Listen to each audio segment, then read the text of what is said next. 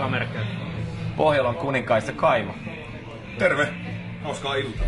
Hauskaa iltaa. Mennään juttelemaan kohta koko Possen kanssa, kun jengi saapuu paikalle. Mutta tässä vaiheessa iltaa Rock Finlandia-palkinto jakamat. Kelle sä antaisit Rock Finlandia-palkinnon? Kyllä mä kallistun aika lailla itse tonne Apulannan suuntaan, koska niinku tyypeillä on 10. levy takana ja hieno ura ja aika itsepäinen hieno ura ja paljon oma valitsemia polkuja takana. Että... Oletko se nyt omasta mielipiteestä vai sun veikkauksesta, että kuka voittaa? No tää on mun oma mielipide, mutta jos veikata täytyy, niin mulla ehkä kallistuu tonne Nightwish-osastolle aika vahvasti. Erinomainen vastaus oli toi Apulanta kyllä saanut aivan liian.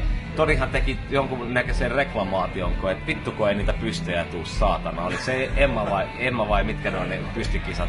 Joo. Mun vastaus on ihan samanlainen vastaus kuin sun. Jutellaan hei kohta, kun saadaan kaikki kuninkaat koolle. Selvä, silloin. Kiitos.